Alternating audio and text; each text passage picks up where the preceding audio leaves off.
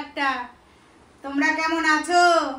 এই তো আমরা ভালো আছি বন্ধুরা। আজকে আবার চলে এসেছি নতুন রেসিপি নিয়ে, মাশরুমের রেসিপি। মশলা মাশরুম রান্না করব। দেখো মাশরুমটা কেমন দেখছো।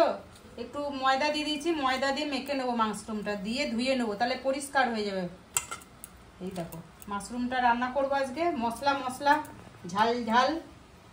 এই দেখো বটম মাশরুম নিয়ে এসেছি। এই মাশরুমটা খেতে খুব ভালো লাগে। আর বড় বড় আছে, একটু টুকরা করে নেবো। আর হচ্ছে ছোটগুলো একটু 2 টুকরা করে নেবো, বড়গুলো 3 টুকরা করে নেবো, 4 টুকরা। এ দেখো মাশরুমটা পরিষ্কার করে ধুয়ে নিয়েছি, দেখছো মাশরুমটা ধুয়ে নিয়েছি। আর হচ্ছে এত বড় বড় সাইজ যে, তাই জন্য একটু 2 টুকরা 3 টুকরা কেটে নিতে হবে। এরকম করে কেটে নেবো 2 টুকরা করে। এটা বড় আছে তাই 4 টুকরা করে নিলাম। একটু এই পিছনের এটা সাইজটা কেটে ফেলে দিতে হবে, নোংরা আছে তো অনেক, তাই জন্য কেটে ফেলে দিতে হবে। বন্ধুরা 2 রকমের তো মাশরুম পাওয়া যায়, একটা ছাতার মতন মাশরুম আর একটা বটম মাশরুম। তা তোমরা কোন মাশরুমটা খেতে ভালোবাসো তাহলে কমেন্ট সেকশনে গিয়ে কমেন্ট করে জানিও, বুঝছো। এই দেখো সুন্দর করে কাটিং করে নেবো। মাশরুম তো তোমার কমে ছোট ছোট হয়ে যাবে না, তাই জন্য মুখে লাগবে না, তাই জন্য এই যে এরকম সাইজে কেটে নেবো।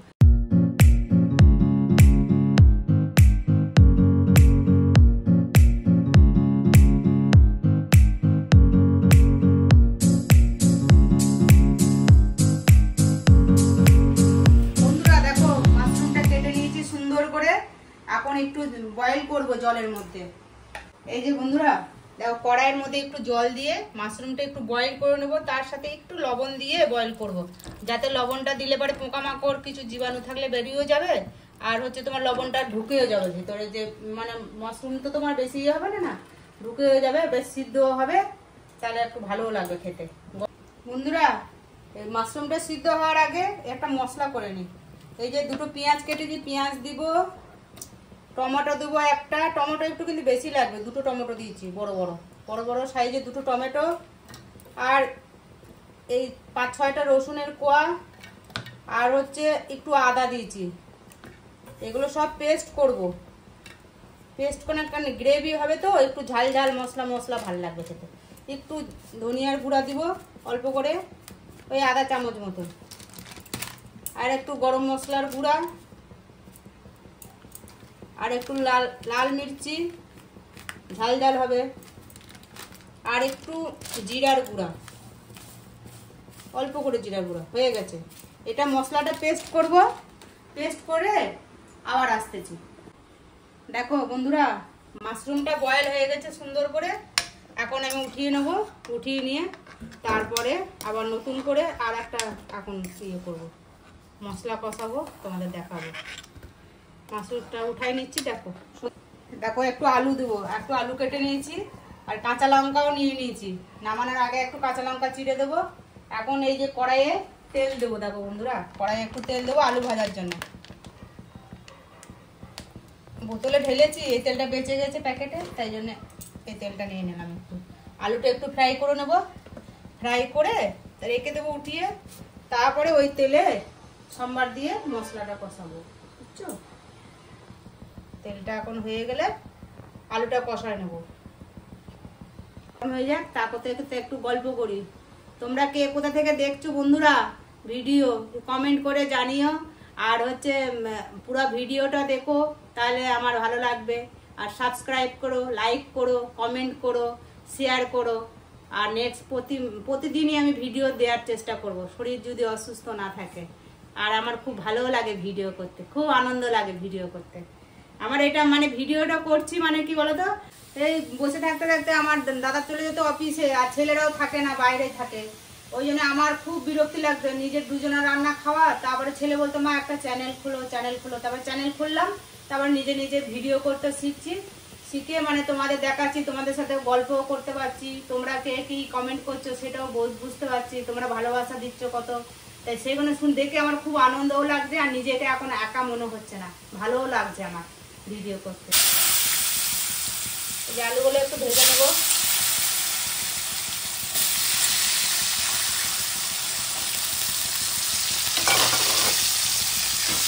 আলুগুলো সুন্দর করে ভেজে নিয়ে তারপরে একটু উঠাই রেখে দেবো আলুটা। তারপরে আবার আসছে। দেখো বন্ধুরা, আলুটা ভালো করে ভেজে নিয়েছি। আলু ভাজা হয়ে গেছে, এখন নামাই নেব।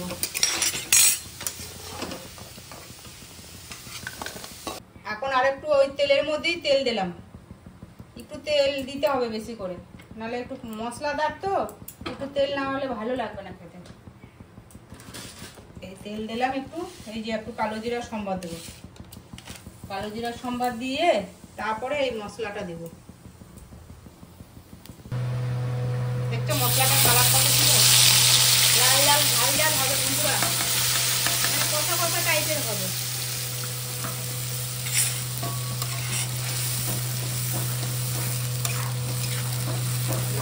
কত সুন্দর কালার।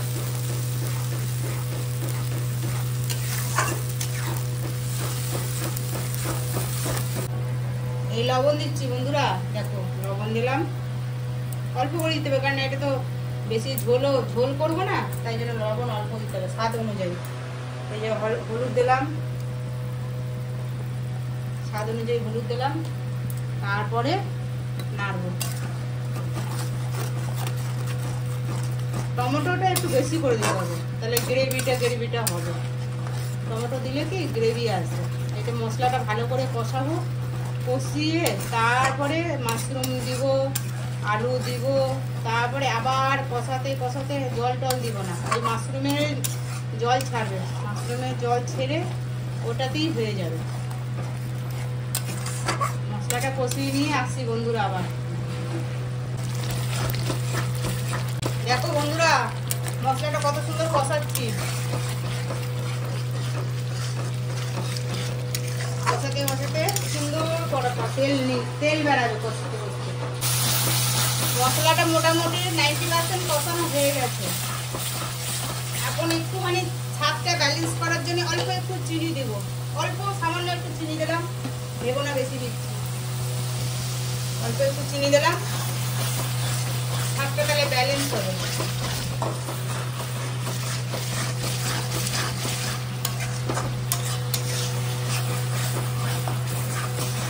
মশলাটা দেখছো কত সুন্দর করে কষাচ্ছি।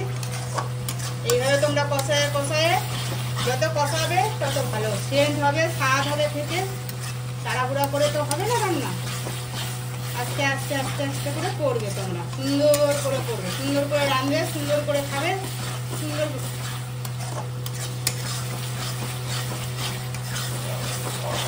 এই যে মাশরুম আর আলু এবারে ঢেলে দিচ্ছি।